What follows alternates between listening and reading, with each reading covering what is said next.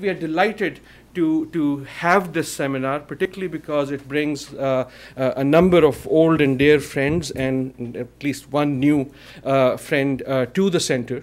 Also because the topic is one that is of particular importance. I must confess that we are being a little greedy in doing this seminar, which is why the notice was short. We are having all day today here a meeting being co-organized by the International Institute of Sustainable Development on the issue of accountability in global governance. And because we had a number of really interesting people for that meeting, we thought that we'd open it up at least to a slice of the BU community and have that some of that conversation in public. We'll have another expert meeting tomorrow on governance for a green economy, which is also an experts meeting. But we wanted to have this opportunity to bring some of that conversation into a public forum. And part of this conversation relates to a paper that we had published last semester, written by myself and Mark Halle, who's one of our speakers, and copies are also available upstairs, on global environmental governance and the challenge of accountability. So having given all of that background, what we want to do today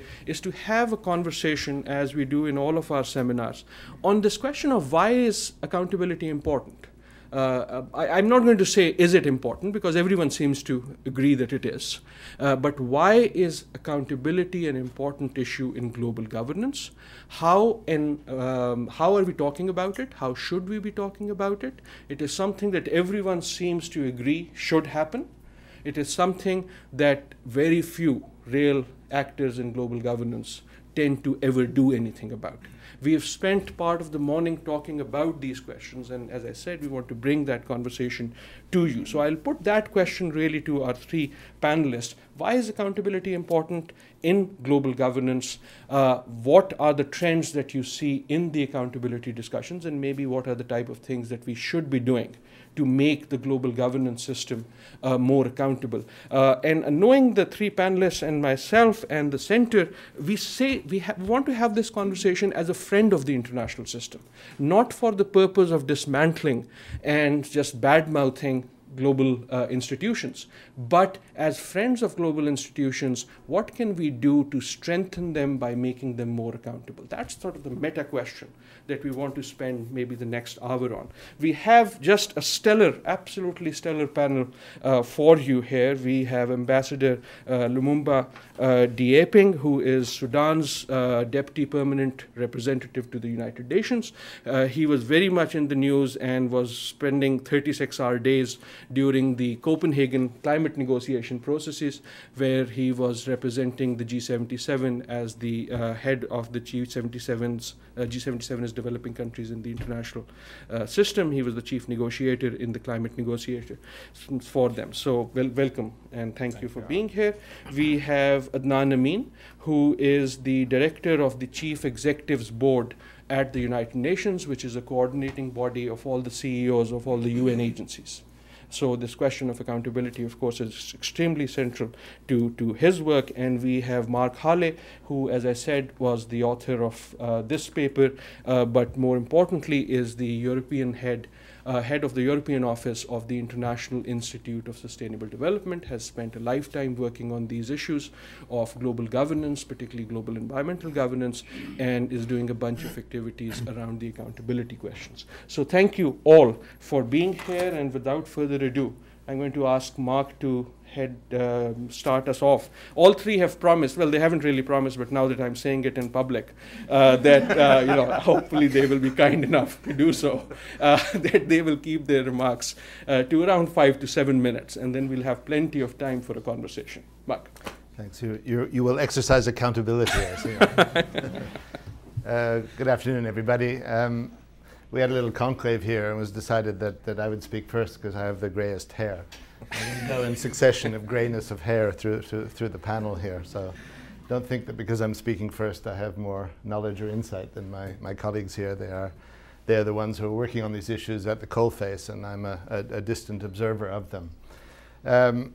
We are focusing, and we focused on the paper on the global environmental governance system, but the issues that are raised in that context are not greatly different from the issues that arise if you're focused on development or on human rights or on any other field of international endeavor and cooperation.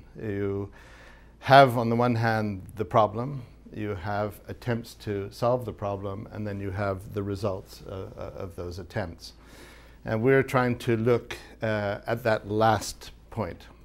If you look at global environmental governance, it's a system through which you identify problems, you frame those problems, identify those ones that require international cooperation to advance towards solution, and you have mechanisms that ensure that those efforts are tracked and that the results of them are assessed and fed back into the system. So we have a global environmental governance system because we have global problems that cannot be solved by individual countries and that require international cooperation. Environment is a typical one of those problems. So we have developed over the years a very complex system of institutions, conventions, legal instruments, forums, organizations, aimed at bringing countries together to identify, give priority to, and attempt to address the key international environmental problems of this planet.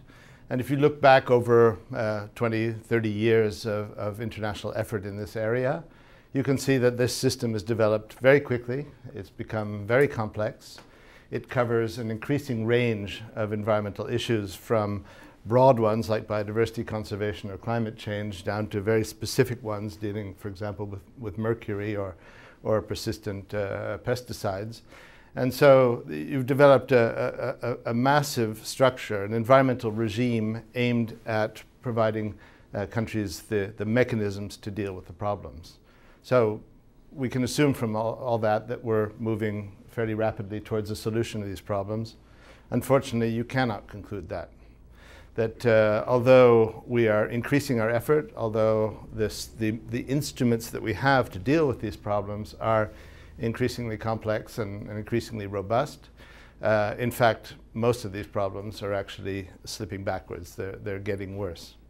So if you look at our international governance systems, what can we conclude? What's going wrong with it that we are not able to address those problems adequately? And if you look at the different components of governance, transparency, access to information, things have significantly improved over the past few decades. It's now possible to track negotiations. It's possible to have access to the data that the governments are using to base their positions. You have up-to-date information on the conversations that are going on, what's discussed, what country positions are. So the picture on transparency has really greatly improved. And so you'd expect that environmental governance would be improving in the same measure. The same is true of participation. We've gotten past this notion that dealing with problems is government business and the others should stay out. We now know that there are many actors that can contribute to solving problems, whether it's civil society, corporate sector, intergovernmental organizations, governments themselves, and so on. And we have developed ways in which interested and qualified stakeholders can participate.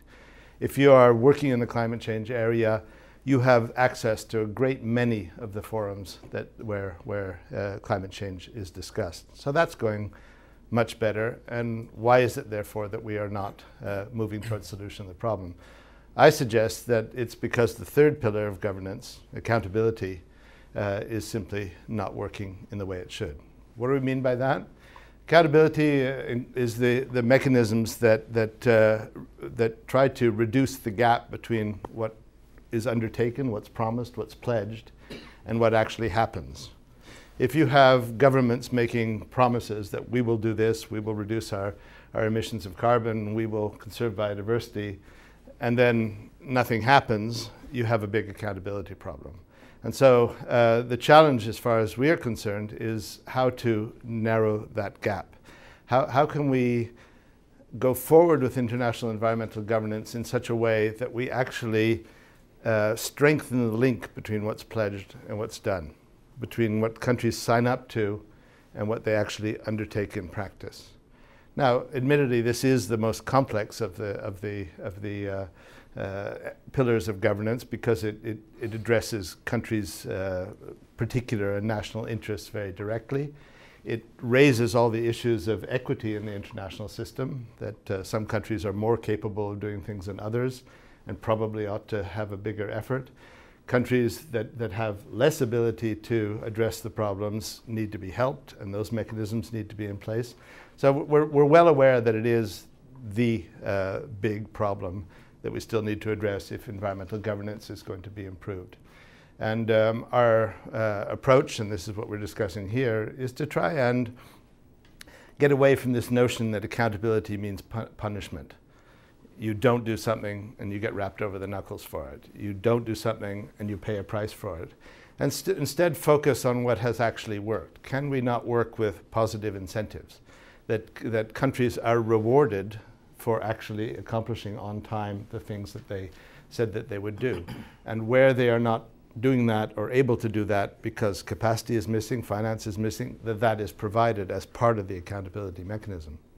Can we understand, track, monitor all the promises that are made and keep reminding governments of them?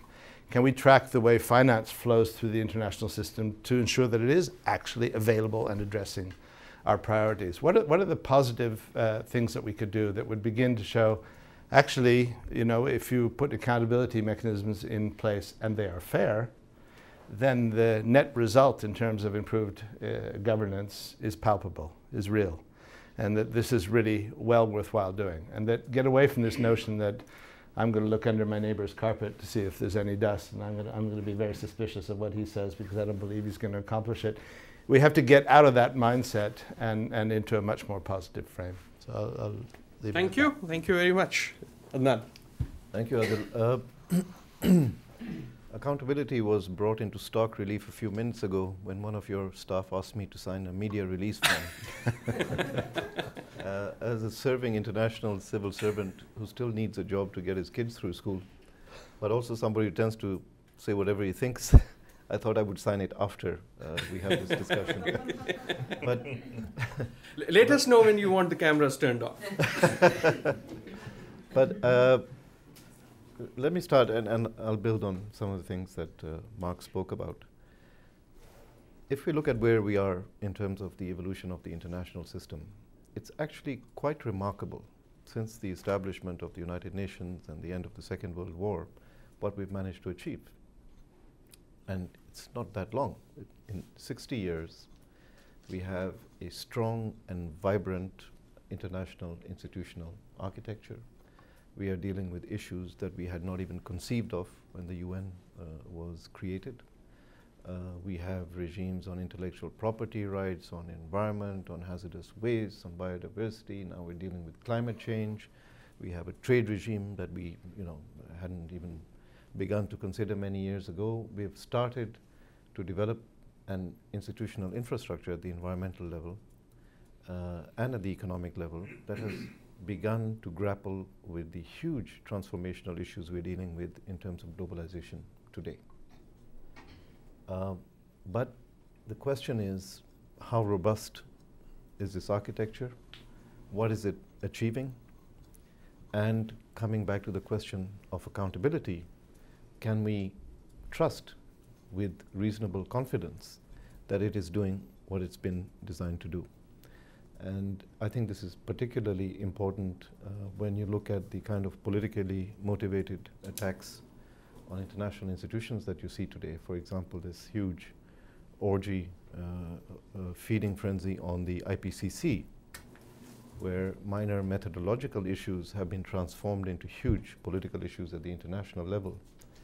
And you try to trace back what are the origins of these kind of trends and what enables this sort of thing to happen, is that I think increasingly we, in the international system, we've created this huge structure, but we haven't changed the foundations of the structure. And one of the principal aspects of the foundations of the structure is the question of accountability. One, who's accountable? Who are they accountable to? And I think it's a multiple actors in this area, member states, international organizations, civil society organizations. There are lots of accountability to go around. The issue is that in this architecture, have we grown it in a way that accountability is at the center of what we're doing?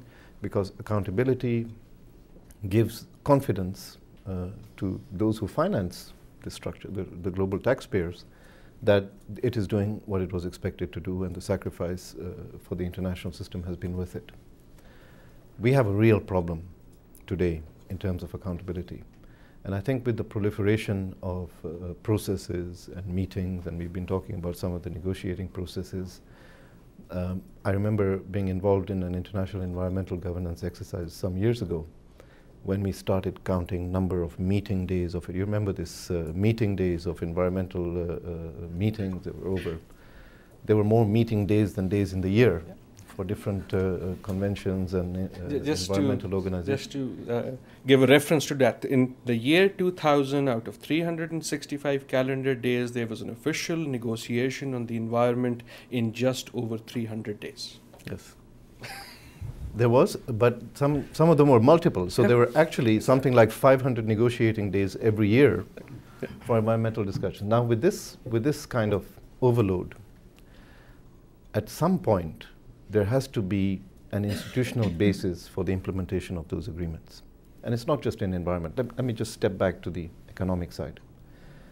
And we mentioned this earlier today. We've had so many path-breaking discussions on development. And one is always left wondering, after a few years, what did this actually achieve in terms of changing the mindset, the landscape, the reality on development. And one of those was the Monterey Consensus 5-6 years ago that we negotiated in Monterey. It was considered a path-breaking agreement because it broke the taboo that developing countries would never discuss their own internal performance. They stepped up to the plate and gave some transparency on internal performance and reporting. And that developed countries, who were always making general statements about increasing ODA, actually made a commitment to do that and targeted it in relation to what developing countries were agreeing to do. Last year, Lumumba was one of the chief negotiators in this process. We had a tortuous discussion on this issue. And I think part of the problem there was that this path-breaking agreement hadn't really been implemented because there hadn't been performance on either side, and we didn't have the mechanisms of accountability to clarify what hadn't happened and who was responsible for not having done what they were supposed to. And there's plenty to go around. I mean, there's not one side or another that's to blame. Now, I don't think it's an issue of malfeasance by the different actors involved in this. The issue is that our institutional design is not making accountability a principal criteria for assessing performance of institutions. We are proliferating processes without looking at the results of those processes. Now, on the environmental side, the number of treaty bodies and secretariats and institutions and funds that we have established and now we are continuing to establish in terms of climate change has proliferated. But increasingly, and I think this is a much more recent phenomenon perhaps over the last 10 years, because I think the initial period from 70 to 90 was actually a very rich period in terms of institutional design and accomplishment. But over the last decade or so, we are proliferating institutional processes without ever looking at what they achieve in terms of implementation. Now, I think this is important because we're reaching a point where we are beginning to stretch the credibility of the constituents to the international system about its relevance and its ability to deliver. We all agree we need a vibrant and strong international framework. This is the place for the resolution of disputes, conflicts. This is where we build the more altruistic global society that understands the interests of each other and that can find accommodation. But unless that structure begins to look at the issue of accountability in terms of performance and delivery and implementation, I think that we are going to have a major problem of credibility going forward. So it's an essential aspect of it, and I think that I congratulate you for taking this initiative, because I hope that we will be able to develop some of these ideas that could be of broader use coming out of this forum. Mm-hmm. Thank you very much. And as Adnan pointed out, at stake here is really the legitimacy of the international system, which is being challenged on other grounds from other sources. But that's really what this discussion is really about in many ways. Ambassador. Thank you. First of all, let me thank the Center for hosting this very important discussion, because I do believe that the issue of accountability is important. My perspective, and let me equally say I agree with everything that my two distinguished colleagues have spoken about, and so I'm not going to add to that. I'm just going to shift a little bit the emphasis. Why accountability is important. Accountability for developing countries is fundamental means of bringing justice and a measure of global equity and transformation of the system. Why? Because if you're going to measure the gaps, both in terms of the efficacy of the United Nations institutions and global other institutions, you equally, through accountability, you will know whether the design aspects of these institutions, is their continuous relevance or irrelevance, become very central part of what we need to address. Now, equally, as a developing country representative and somebody who has been in the negotiation, accountability is important because it exposes certain fallacies and certain actually what I call positions that are not clearly what the state actors say to their own constituency. Let me just give you a very simple example. Two members of the Security Council at one of the negotiations insisted that the reference to Article 1 of United Nations Charter, which says that the United Nations is the center for coordination of all issues relating to political peace, political strife, culture, and social and economic issues, were not accepted by these two members. Why? Because they have decided in their own minds that the institutions that can only discuss this are the World Bank and the IMF. Now, the significance of this is very simple.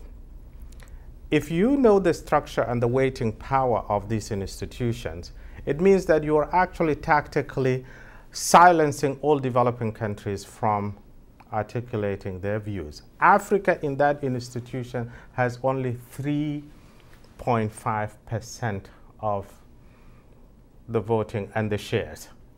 So 3.5% its borrowing ability, 3.5% is its presence and its weighting in influencing decision making in the global economic architecture, how money are perceived, etc. So this is very important aspect, which is not simply in terms of the mandates that we have articulated, or the treaties and their implementation. There is another side of accountability that will measure the efficacy of the regime itself, which is something that we have to pay attention to. The other side to it, accountability is important in terms of measuring whether our actions are commensurate with the challenges we are facing. And this is important because in the area of global common goods, unless you bring these aspects into measures under measures of accounting or accountability, you have no way of measuring what is going on. So policy decisions, okay, themselves could be judged to be adequate, but they are wrong. Take the EPA in the United States. The EPA there are two systems that you can use in order to, for example, measure the pollution out from the motor vehicles and cars, etc.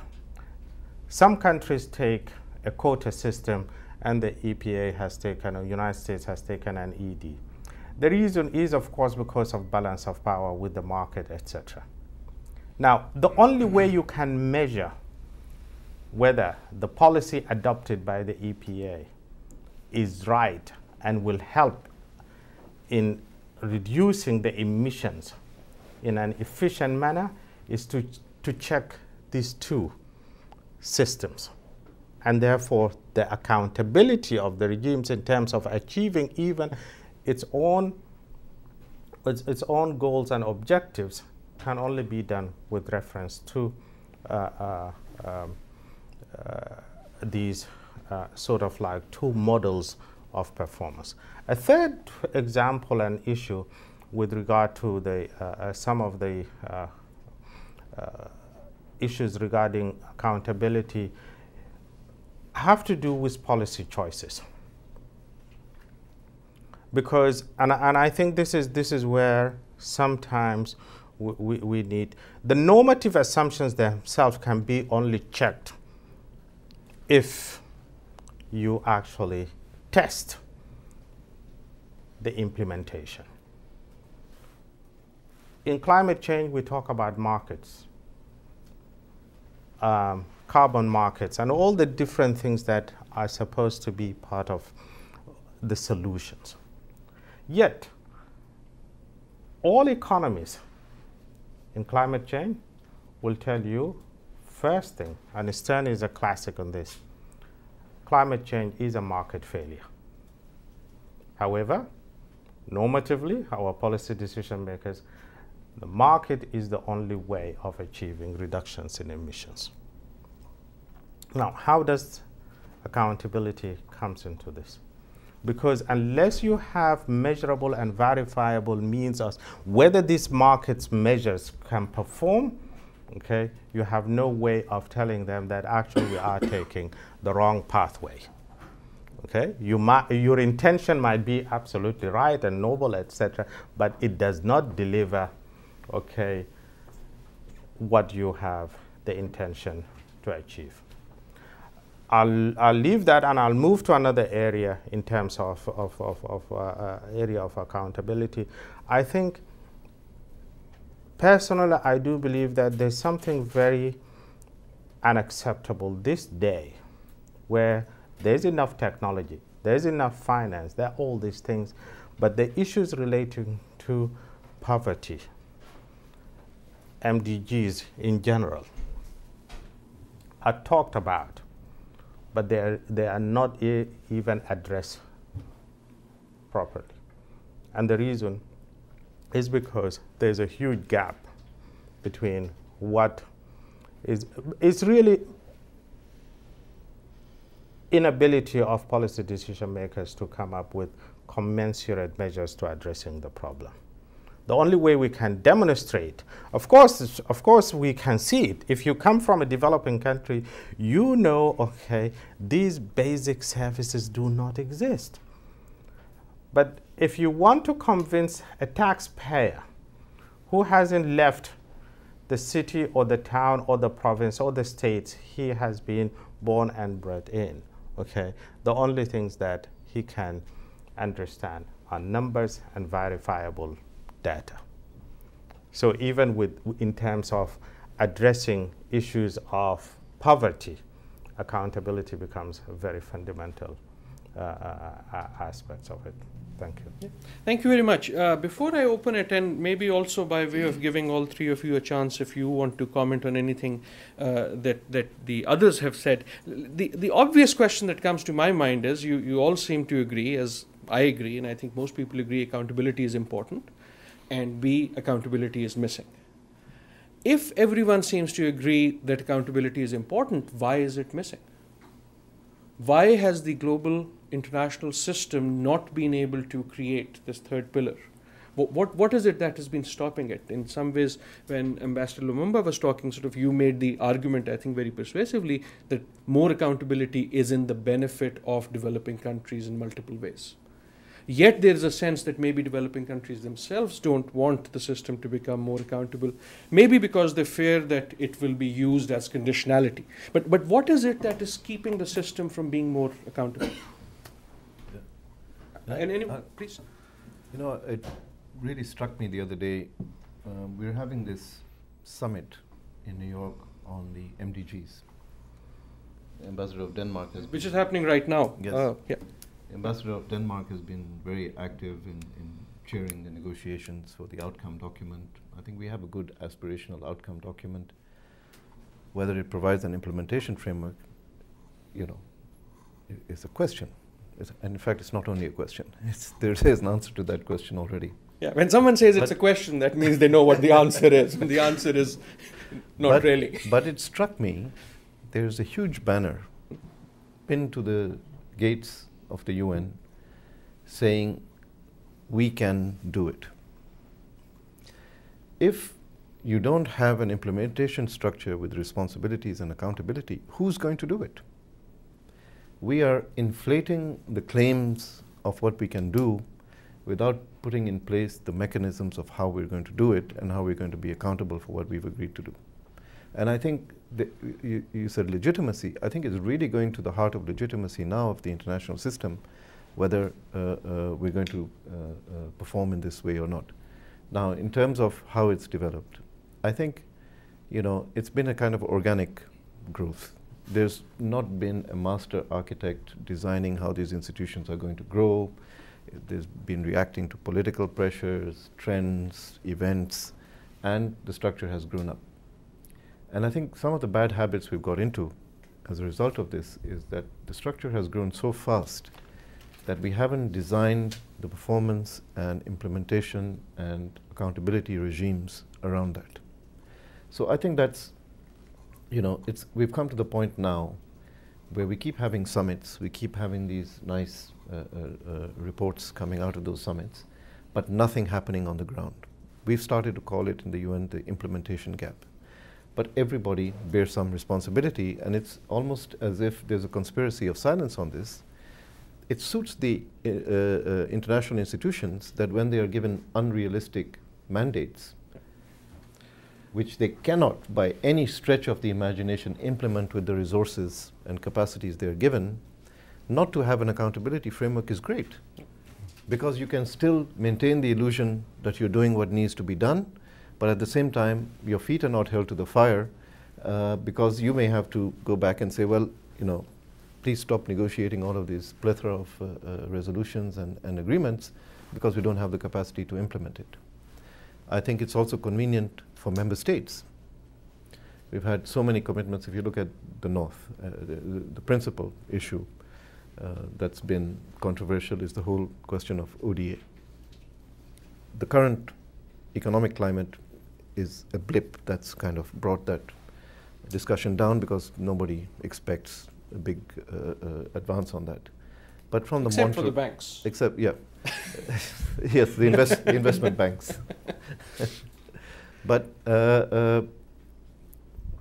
since Gleneagles, when there were formal commitments, since countries signed up to the 0.7 aspirational goal in the UN context, bar one, you have really no performance on that.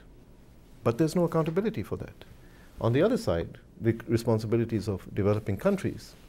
Now, I'm from a developing country, but many of our countries are not really the paragons of democracy and efficiency that one would like to see.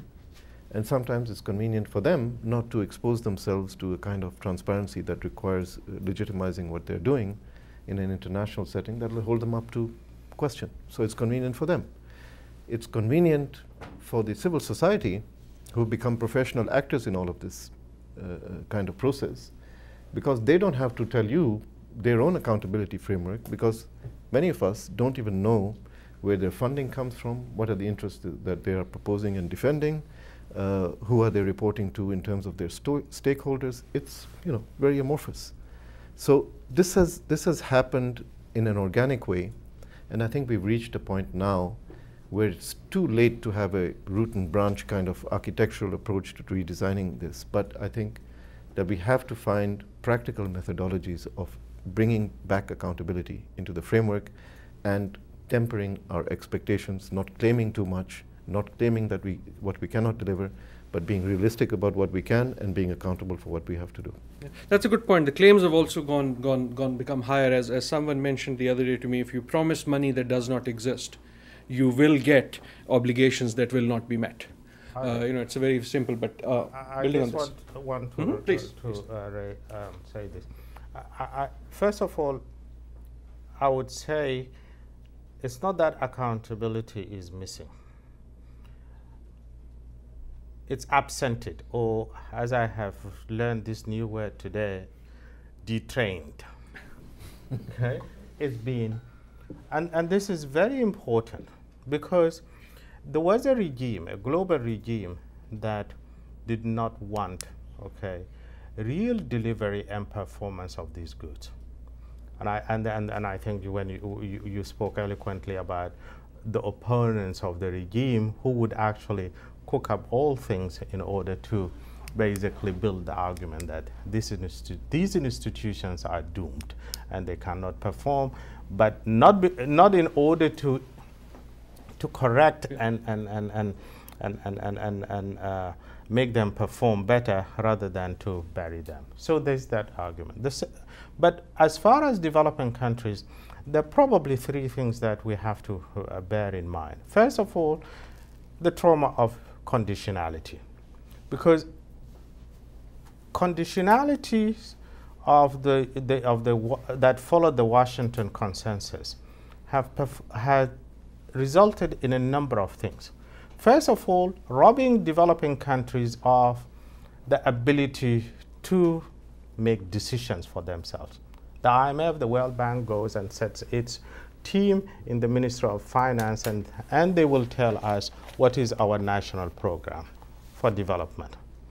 That itself kills the ability of these people and decision makers, okay, to empower themselves in seeking solutions appropriate to them. The second part of it is the sovereignty argument, okay, that we cannot allow a different country, okay, to come and actually monitor and verify, okay, in our own country. And the reason for this, of course, is clear, the public sentiments, etc., but because there is no institution, a global institution that is independent, okay, that is able to do that, okay, with the degree of balance required. So that it's not the United States or the European Union or other country coming to tell me what to do, but there's an institution that is come to see whether what we have agreed on, okay, is implemented, okay, without any political bias, etc. And the last point with regard to this is really democratization. It's not only that developing countries were under undemocratic regimes.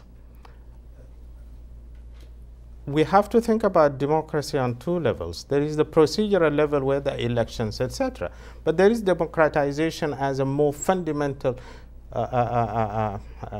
substantive level, which basically really need to be addressed as part of the culture necessary to embrace what is really beneficial to all. Okay. Mark? Yeah, then we'll open up for questions. Yeah, I just want to move us a little bit back to what we might actually do about all of this. And Ambassador Di-Aping said something very important in our private meeting this morning, and that is that we shouldn't be afraid of failure. And that rung a bell in me, because I remember very well in the lead up, in the months before the Rio Earth Summit in 1992, the Secretary General of the conference, Maurice Strong, gave a press conference, and he was asked, what is your fondest hope for the summit? And he said, well, evidently my fondest hope is that it will be a stunning success, and that countries will really genuinely make concessions, make commitments that they intend to honor, and put resources behind a common solution to our environmental problems. However, if that is not possible, my next fondest hope is that Rio should be a stunning failure.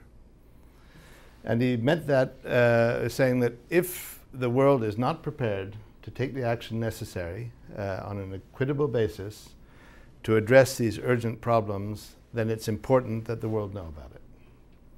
and that they draw their conclusions about their own governments positions, the blocs that they belong to, the process, whatever it might be. It's important to do that.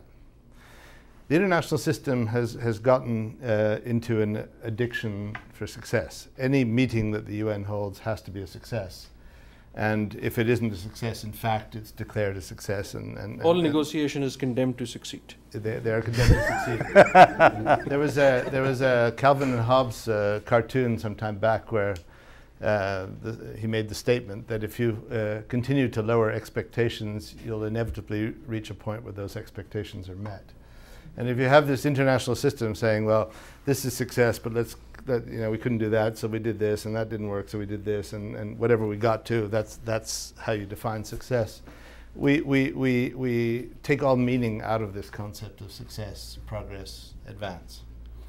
And I think that it's important that we do a number of things. One is that we set very clear goals for what we mean by success. They're thresholds. And if we don't get there, it's a failure. And we might come back at it, but if it keeps being a failure, we should question the systems. And I think the other thing that Ambassador Di-Aping said this morning is that we keep being tripped up by countries' very narrow definition of what is in their self-interest. And I'll give you an example. I live in Switzerland, and I work a lot on trade issues and spend a lot of time at the WTO. The Swiss trade policy priorities have to do with defending intellectual property because they have a pharmaceutical industry and a chemical industry, and defending agricultural protection. There are other things to it, but those are the center points. Nobody could deny that those are genuine Swiss interests. But another genuine Swiss interest is for developing countries to evolve towards robust economies so that they become consumers of Swiss goods. It's a high political interest in Switzerland to keep the stream of immigrants, especially illegal immigrants, down. Well, how do you do that? You do that by permitting these countries to develop. By introducing equity into trade relations in a way that gives these countries a chance of offering livelihoods to their peoples. Why are those national interests, clear national interests, not reflected in trade policy? And I think what you said this morning was that these negotiations are dominated by very specific interests in the country. And we need to get beyond that. So that's a question of the democratic process at the national level. Trade policy that's developed through a participatory process involving all stakeholders will be better trade policy and much more likely to lead to this sort of equitable solutions. And what's true in trade is true in biodiversity, it's true in climate change, it's true in chemicals, it's true in any of these areas. And we need to step back and rethink. And I think that a number of striking failures might actually help us to get there. We need to stop calling failure a success and simply going through relabeling exercises. On that happy note, let me open up.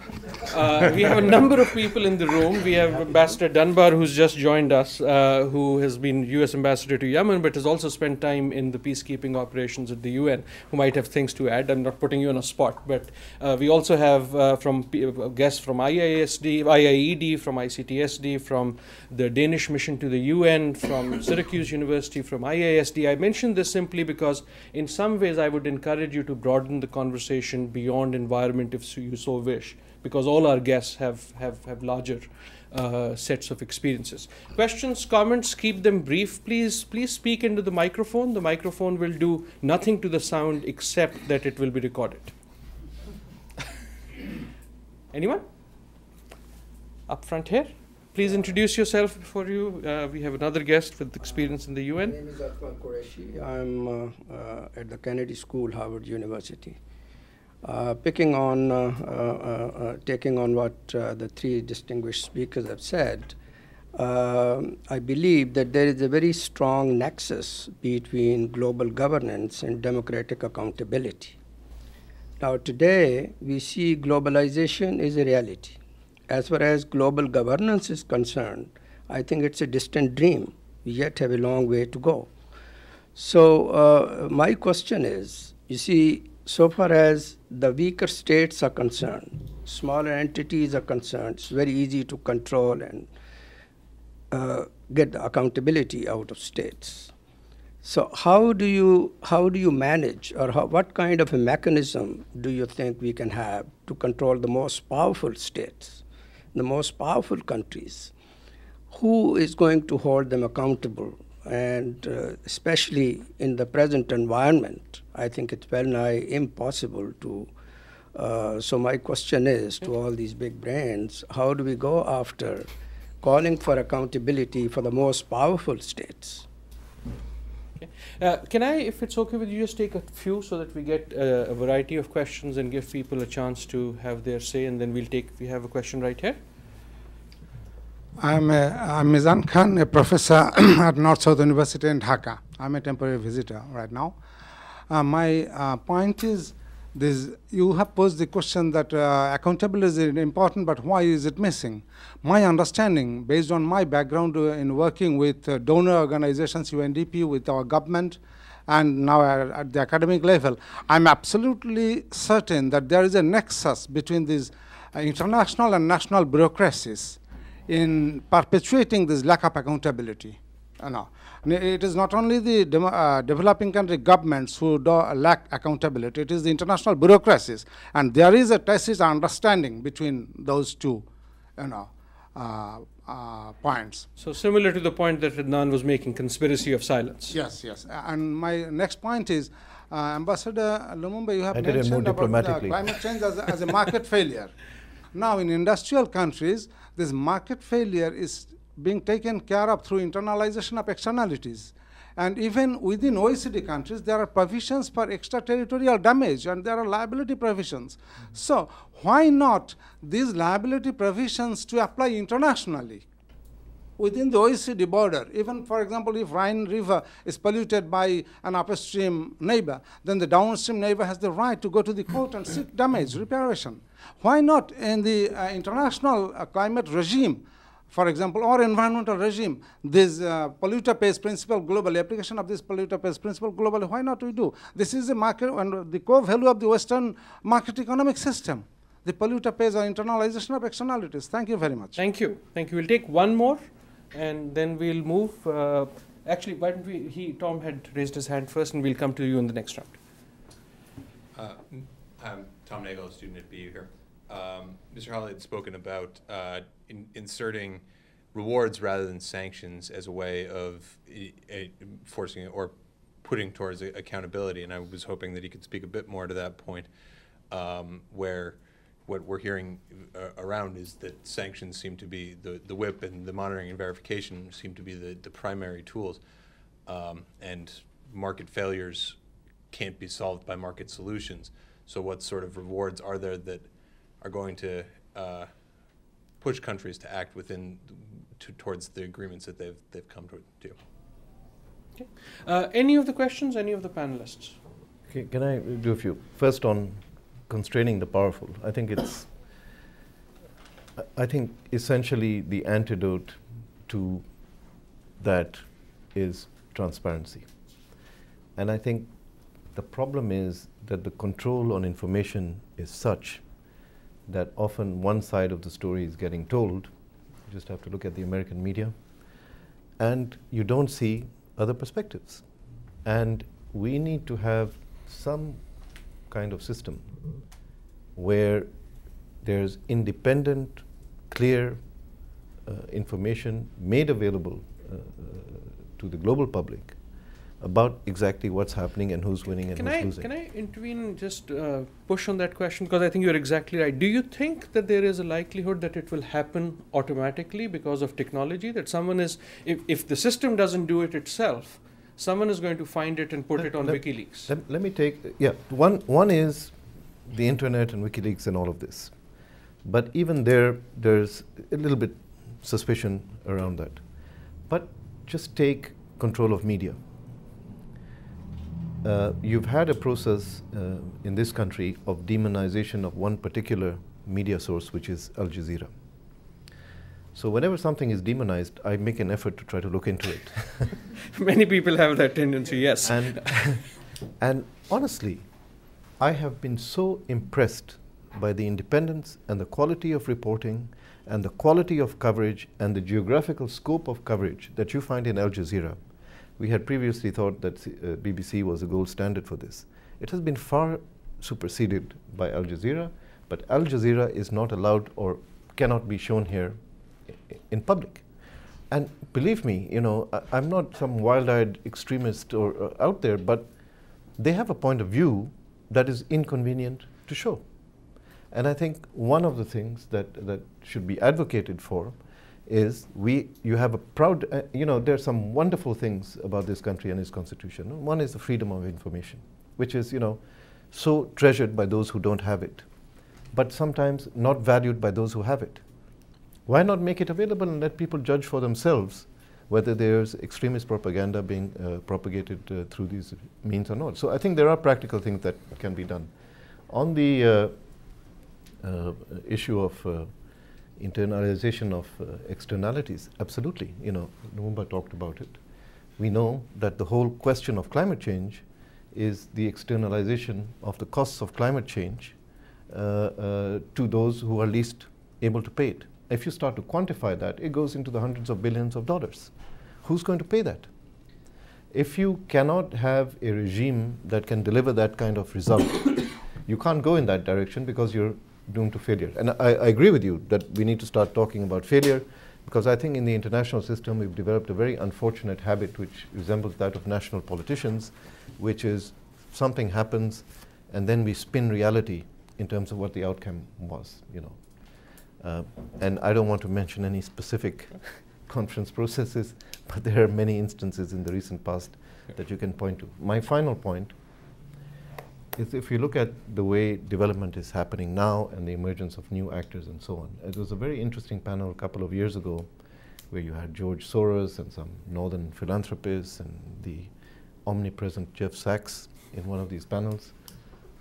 And the whole thing was focusing on, you know, the potential for China to be a disruptive force, especially in Africa, as an agent of development. And the Chinese were not holding them accountable for human rights and were making money available and so on. I was back home this summer. We have back home, by the way, is Kenya. Yes, in Kenya. We have impressive infrastructural development going on, which the Chinese are working on. It is perhaps the most interesting and far-reaching redesign of our urban environment in the capital city that we've had since independence, being principally done by the Chinese. We have, you know, 50 years almost of experience with the donor-recipient Bretton Woods institution model of development, which has landed us more and more in debt with less and less to show in terms of development. And we have this alternative format where you have an actor like China, and I'm not saying that everything they do is altruistic, of course not. They're making money out of this, but they're not making money out of it in a way that nobody else is. There's a mutuality of benefit. What we ended up with the IMF and the World Bank model and the donor-recipient model for the last 50 years was mountains of debt and nothing to show for it. And I spent some time in the World Bank. I know what I'm talking about on some of those projects. But I think we need to start questioning some of these assumptions also. Please take that as a plug to attend our conference on the 24th about South-South economic relations, including the focus on China. No, I'm going to give both of you. Yes. Go ahead, please. Okay, I just want to, in response to a couple of the questions that have come up here, I just want to tell a short anecdote. In 92, 93, I was at a meeting at the Aspen Institute in Colorado, and one of the speakers was David Brower, who's sort of the arch-druid, as they call him, of the environment movement in the United States. And he had a session with young people, and it was the last session of the day. And the meeting room was needed for some other event later on, so they were trying to hurry him. And so they said, well, one last comment. And one of the students said, well, you know, if you were my age, and he was then in his 80s, if you were my age and giving advice to young people on what they should focus on, what they should be interested in, what would you say? And he said, well, I think the most interesting thing going on right now is the experiments in the former Soviet Union with democracy. The Soviet Union has collapsed. They're experimenting with democracy. And he said, if I were a young person, I would watch very, very carefully how those experiments work. And if the Russians can make it work, we should try it here. The significance of that story, and it comes back to something you said, was that we tend to confuse regular elections with democracy. But democracy requires a great deal more than that. And the monopoly ownership of the press, or effective monopoly ownership of the press, is a major force undermining the practice of democracy. And I think that as citizens, we need to insist on much more diversity, much more variety. Al Jazeera is not blocked in Switzerland, and I watch it frequently, and I agree with your assessment of it. But to address your question specifically on positive measures that can be taken, the Montreal Protocol on the ozone layer essentially makes access to particular markets conditional on being a party to the protocol. So if you are a party to the protocol, you have access to a whole range of forms of support, technical assistance, funding, access to markets that you don't otherwise have. So there's a very strong incentive to join the system, and the system means that you sign up to a number of things, and if you perform under that system, you get a series of benefits from it.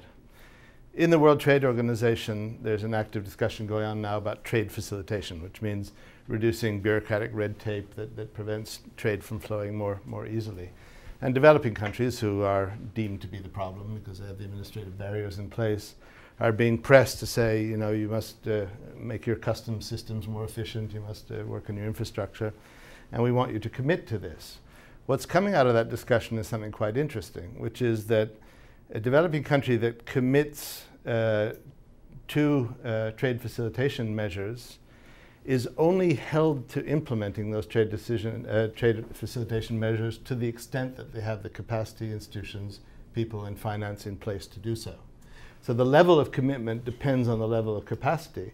So the developed countries who are keen on getting their goods through the customs and the ports more quickly have an incentive to invest in bringing that capacity up so that that country's commitment also goes up. When it comes to trade and environment negotiations, there's routinely now in bilateral and regional trade agreements a component on the environment. And many of the developing countries resisted this in the beginning because they said, you know, the US and Canada and the European Union have higher environmental standards and more ability to implement them, and therefore they're going to use that excuse not to allow our goods into the country. It was a perfectly justified fear. So what they did was to say that we will commit to environmental standards, but you need to commit to building our ability to meet those standards. And to the extent that you fail to do that, we're off the hook when it comes to implementing those environmental standards. There's a lot of experimentation going on in the system which isn't being replicated and scaled up, and I think it could be. I think we need to think beyond that. I think we need to think with a lot more imagination. For example, what if a developing country that we're eager should improve its environmental performance, what if you reward them with trade preferences? Instead of saying, you know, you're committed to do something on climate change, reduce your emissions, and if you do, we'll clap. Instead say no, and if you do and you meet that target and it's measured and independently certified, you get the following trade preferences, or you get access to 10,000 green cards, or whatever it might be. But we need to start thinking a lot more imaginatively out there, because we tend to remain in our silos. In biodiversity, we look at what you can do on biodiversity. In climate change, we look at what you can do in climate change. We need to look more broadly. Ambassador Lumumba, and then we'll have time for one more round of questions. Thank you. On the issue of transparency and its ability to help change things, I think there's a limitation. Not only because Murdoch and company controls all the media and etc., but because really at the base of any equity or equitable and just world, there must be real democratization taking place inside these countries. So for me, there's no hope of seeing a more United States that really keen on the suffering and addressing some of the and helping many of the developing countries unless the current power structure moves away from the free marketers. If it remains in them, they will define, okay, their interests and their national interests as a zero-sum game in pursuit of their own interests, not a win-win situation where we can actually grow markets, etc. That's one. That means, okay, and this comes back to a number of issues. Until the current fundamental issues that we are thinking about, whether it's climate change, environmental development, and poverty, become subject and owned by the masses, everybody becomes, these are critical factor in their decision making, in their political behavior, in how they vote, etc., we are not going to achieve that. This is because this is very fundamental, and this is why in Copenhagen I was very clear.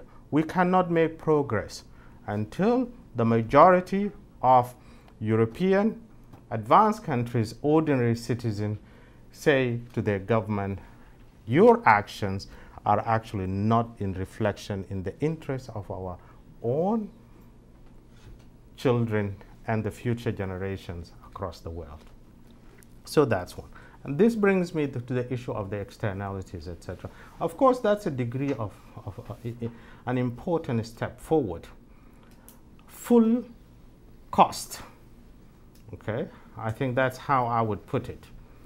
Because there are all sorts of subsidies going to the coal industry instead of, for example, investing in renewable energy, etc., etc. And the reason, I mean, if you have seen what happened during the Waxman, etc., is that the renewable energy guys, okay, are a small, they are not a power block recognizable yet to have that influence. Okay. So you have to approach it from a new investment approach that will deliver the reductions of emissions, and that will allow equally developing countries to reduce their own emissions, which in turn will require transfer of technology to them, etc. I mean, everybody, the lesson about China and India is very simple one. If I'm a capitalist from Wall Street, if I'm a Wall Streeter, I want those markets. The question is, how do you create that win-win situation? And this is what is absent in this dialogue. The final comment I'm going to say with regard to the question of weaker states and powerful states. Again, the most powerful states become accountable to the degree that their own citizens made them accountable. It does not, I mean, however, all of African states united together will not have the same ability, okay, of the United States citizens saying that, look, it is not in our interest, okay, to, for example, throw food into this river, into the sea, okay, if we can give it away. Only those countries can do that. So is Switzerland. It's only the Swiss who can convince their own states of the right Part of the course answer action. to global change is really domestic. Can I, one last thing, Brief. just on the rewards things, very briefly. We have a long-standing tradition in the international community and the development discussion about the creation of donor darlings. You have countries that are really not demonstrating any progress except their commitment to what their allies across the sea are saying. They are not demonstrating any performance on democracy, on development, on any of that, but are getting the resources because of political requirements. So I think I agree with the sentiment that Mark is expressing, but I think we have to be very careful about how you design a regime like this so that you don't perpetuate this system. And the issue with accountability is this issue of bringing performance, creating an international system that is in some ways performance-based, rewards good performance, encourages better performance. And we really haven't gotten those levels right. But I had 3 questions already, and then we'll go forward to one. We'll keep the questions brief, sir, for interest of time. Well, my name is Hasnat. I taught at Dhaka University for 10 years and Boston University for 20 years. And now I am enjoying well-earned rest and introduce myself as a quote and unquote independent scholar. I'm basically an economic person rather than an environmental person. So with due apology that my question may not be very relevant, but even then I will raise three distinct issues related to environment. And what late Prime Minister of India, Indira Gandhi, said, poverty is the worst polluter. So throughout this whole discussion, what I feel that the poverty issue, the income inequality issue is missing in the whole discourse. So what is my feeling that economic growth is more important than environmental sustainability in developing country, at least in the perspective of government and the market. Second one is the most developing countries, democratic institution itself is very weak, nascent, and controversial. Next Sunday, there will be an election in Turkey, and you may have noticed in newspaper that what is the meaning of democracy and what is Islam and what kind of democracy they are going to have. One is the interest to become a member in EU, and another is the interest against the establishment, including the military. So democracy as an institution in many developing countries has no solid foundation. And my third point is that more democratic country in developing countries is they are more critical about and unhappy with the international systems. Ambassador said a very nice sentence, I quote, accountability is more of ensuring justice, if I have heard properly from you. So without ensuring the just international system, how could you expect the accountability from the developing country? So I will make more two sentences. Okay. One is economic growth and equality is very important. Let us take the example from Kolkata during the last 3 years. Many people do not know that economic growth is somewhere between 9 to 10%. And curious enough, which was mostly a doomed city, has improving in terms of transportation, in terms of parking, in terms of environment, and in terms of livability. So I would tend to believe that economic growth first and environment follows. Professor Nath, Yeah. if we can So keep it most- there. yeah, Sorry to I'm cut you done, off, but I'm since we done. have other people, and thank you. Miguel. Hi, I'm Miguel Munoz from the Pardee Center, and my question is about sovereignty. And you mentioned sovereignty as one of the issues. And my question really is, can countries make sovereign decisions to be internationally monitored, or would that be an infringement of sovereignty from your point of view? Can countries agree to be internationally monitored? Can they make a sovereign decision, or would that be an infringement of their sovereignty to make that decision? They can decide to make that decision. Anyone else? Maria. One is eligible to ask another question. First we do have, and then if time permitting. We are running out of time, so I'll make it very short, but Maria. I'm Maria Ivanova at UMass Boston. I find it exceptionally stimulating to be part of this conversation for the whole day. But I want to ask a very quick and pointed question to all three of you right now. Adnan and I have been in various meetings where we've sat on the panel and given different perspectives on global environmental governance. And Adnan will often turn to me and say, well, but you're not sitting in the belly of the beast, so you can say whatever you want. And I'd like to turn that to you now and say, what can academics do? What is the role of academia in this whole discussion on accountability, on global governance, on global justice? What is our comparative advantage? How can we contribute? Okay. If I can ask you to hold your question, you can maybe ask it later afterwards, just for reasons of time.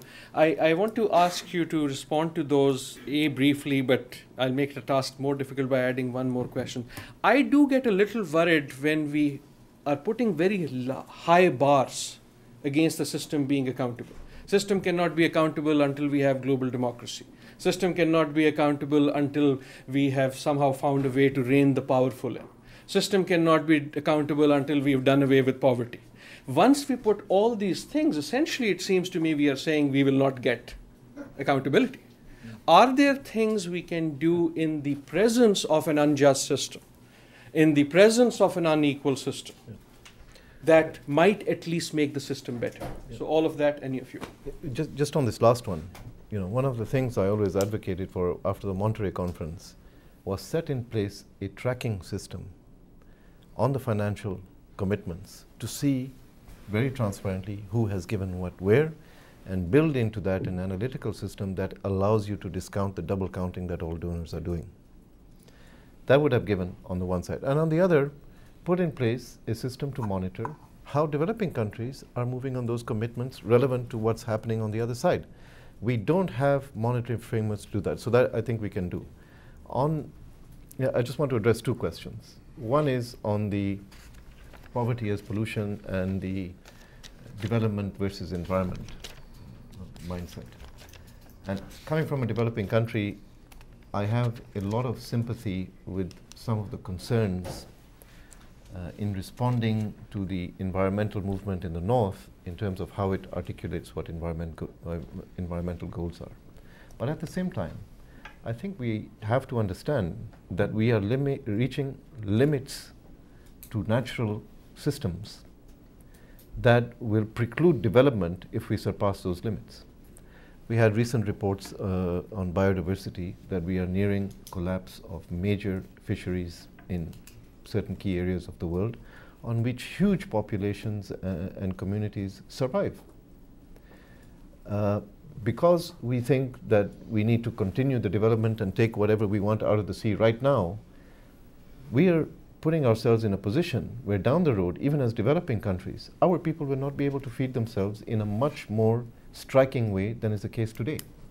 So I think, in the international debate, that's one thing in terms of how you present your policy positions, but I think we need to understand ourselves that we are reaching surpassing levels of sustainability in key areas of natural resources, and that unless we do something, we're going to have very serious problems, and our succeeding generations are going to have immense problems with survival.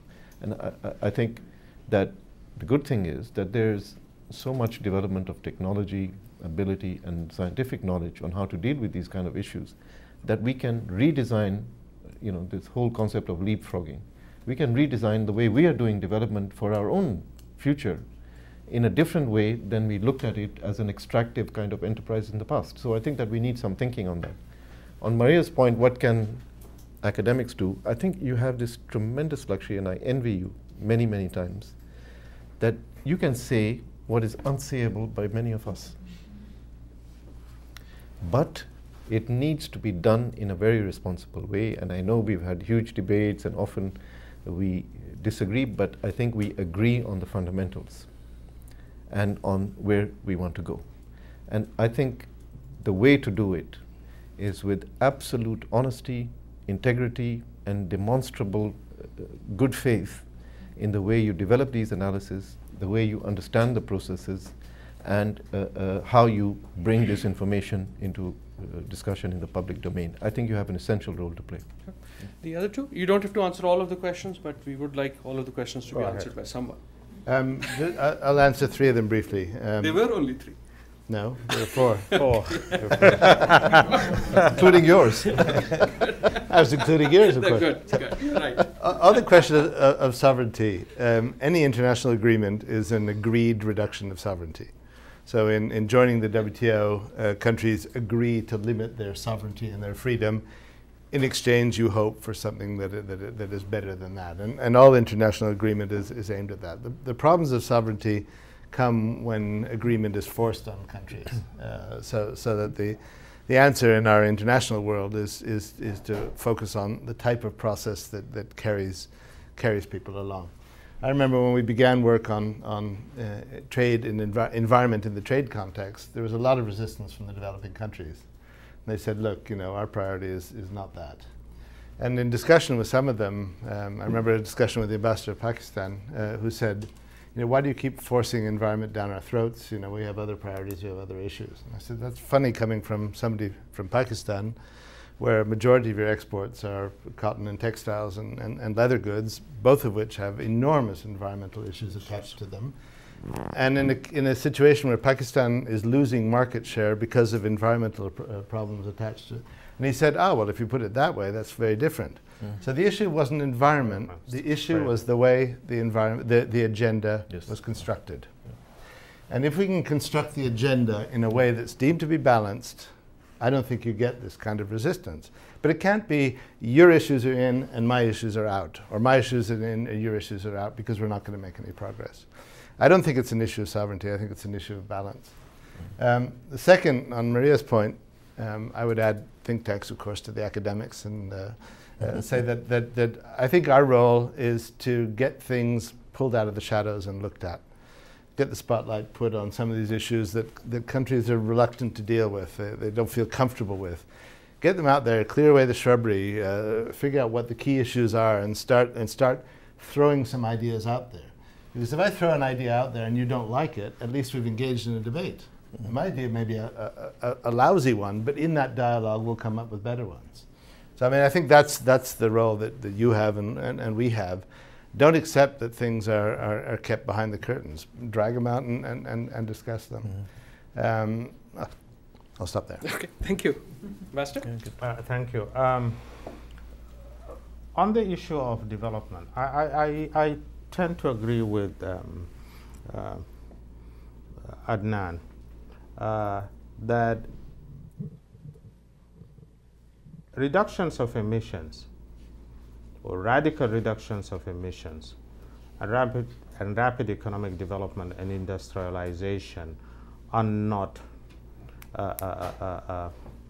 issues that can be separated from a developing country's perspective. I'm going to speak simply in terms of Africa. Even South Africa, which is the most developed, is not yet have not yet entered industrialization. We are way below our economic capacity. The question is, how do we achieve development and industrialization? Because to be honest with you, I don't accept the notions about reductions of or eradication of poverty, etc. This is simply a management of sickness type of solutions. So really what is needed is industrialization at a rapid pace, the sort of things that has been achieved in South Korea, etc. Now, in order to do that, you can do that first of all while you're reducing your emissions. It will require, of course, investment in renewable energy, massive investment in renewable energy, transfer of technology from developed countries to developing countries, and this can be done in a win-win situation. I do not understand why a German company, for example, develops solar energy in Germany while it can do it in Africa. So my solution, and that's why when we were negotiating at G77, we said radical reductions of emissions and rapid economic development are goals that need to be pursued with the same vigor and rigor. Now, so I leave that there. On the question of sovereignty, I think he has said what I would say. There's nothing more to add except one thing, which is ultimately, in achieving that, those global decisions which will be binding on all sovereign states, the fact of the matter, and till now, countries do not have the same weighing power. And therefore, agreements that we reach becomes problematic once the power balance starts to shift. And you have seen that with India, China, Brazil, etc. And just to be very honest with you, I have seen a situation where we were negotiating, and one of the 4 BRICS countries telling a negotiator from Europe, who are you to telling me? You are less than a middle income country. in reality, in real terms, when you're calculating the GMPs, etc. So even there's a tension there that need to be addressed. Now, on education and educators and academics and other intellectuals, you have two goals. The immediate goals is actually helping us articulate solutions and finding solutions to problems we have. I think the idea that intellectuals only provide services to companies by way of consultancies should not be the limit. There are many major issues where academic and intellectuals can contribute. And their voices will be heard ultimately, because these solutions are not going away. They can only go away when we actually listen to reason and really thought out solutions to these problems. And I think this is what you have the luxury of being able, or not luxury, the burden of having to think and provide us with solutions and provide all citizens of the world with solutions that can move us forward. The second task, and which I think is a very fundamental task, to do with rearing the next and future generation. If you play a role in developing these future generations to perceive of themselves as agents who want a better, equitable, just world, you are putting us forward, because there's now a situation where the common perception among many of the young people is that everything is an exchange. Okay, and therefore, bottom line, it's a bartering system.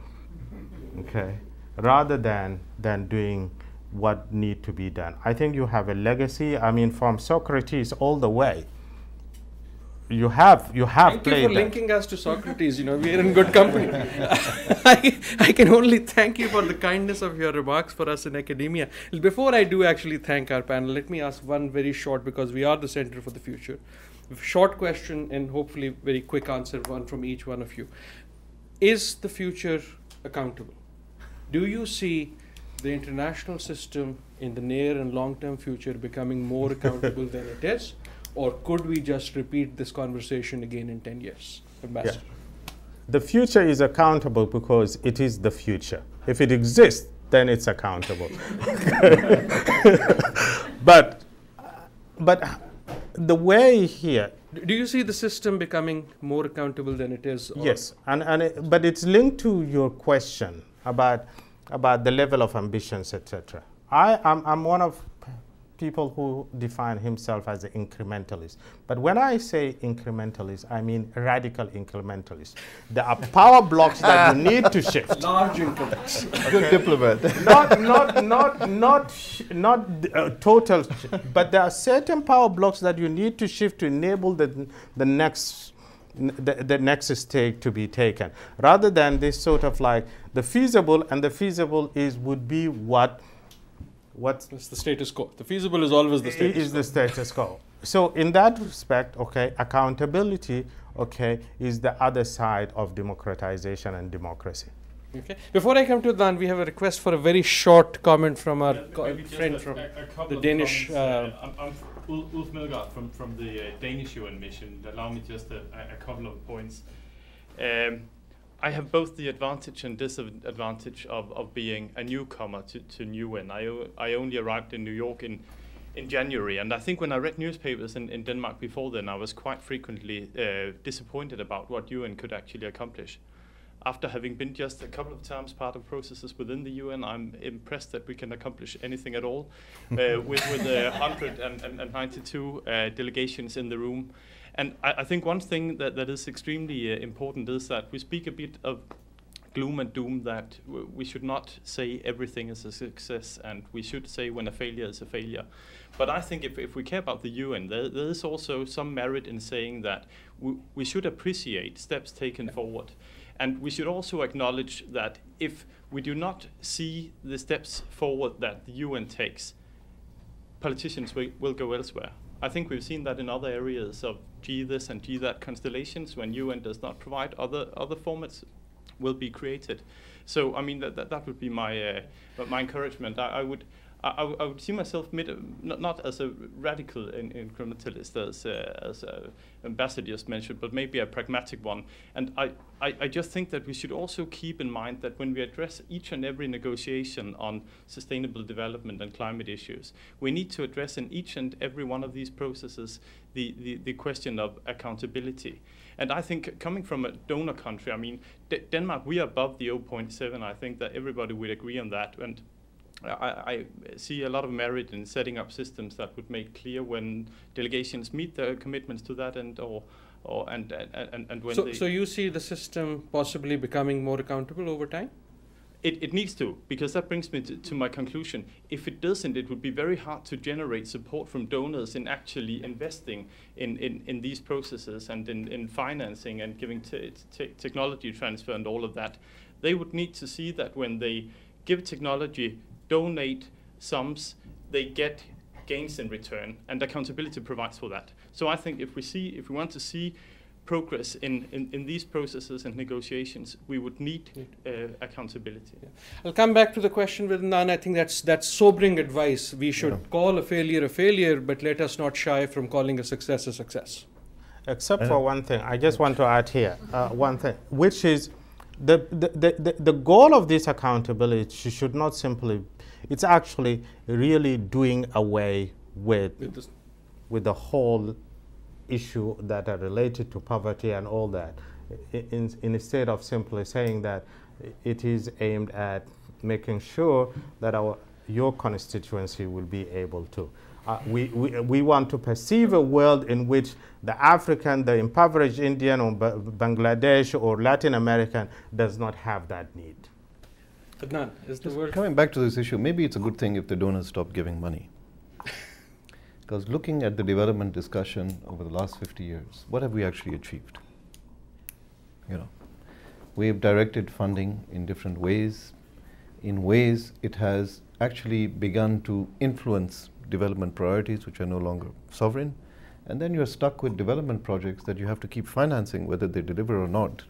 And you know, X number of different machines and cars from suppliers and northern consultants that you have to keep paying and getting deeper and deeper into debt, and you don't see any result. You know, let's rethink the model of development. We need the donors at the table. We need concessional financing there because there's a capital constraint for development. But let's not do it in the traditional way, which has not led us anywhere. So we need to rethink that. But coming back to your question, I think it's all an issue of legitimacy. We had this discussion with the World Bank, you know, it's similar to what you were saying, and we would always tell them, we have 192 members, we are legitimate. This is, everybody's at the table, we have legitimacy, you don't. So they would take this for a while, but then they said, yes, but we have effectiveness, which you don't. So the we here is the UN versus the World Bank. With the Bretton Woods Institution. We are effective, and in the end, legitimacy is effectiveness.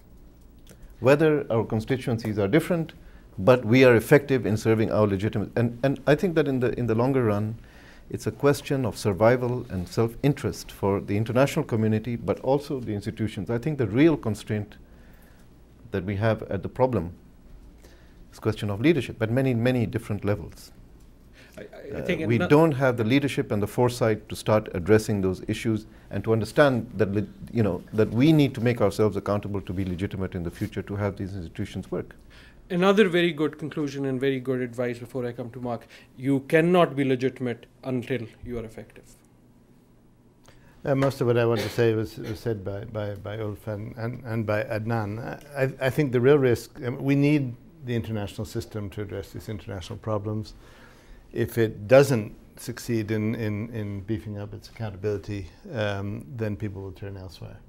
And I think that they are likely to turn to mechanisms that are less legitimate and very often less effective. Yeah. So I think that those of us who believe in the international system really need to accept that the time has come to put this accountability issue right there on the agenda and start dealing with it. Nobody thinks it'll be easy. Nobody thinks that we can solve the problems.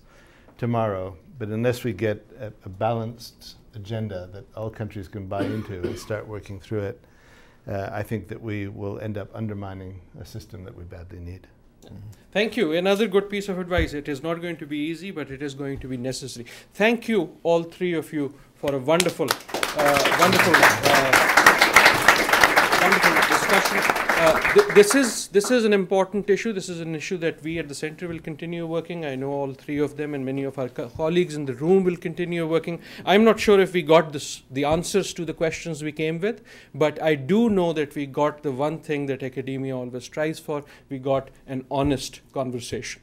And we got a level of honesty for which I thank you, all of you, for engaging us in these questions, and I hope we'll keep thinking about that. Thank you, everyone, for coming.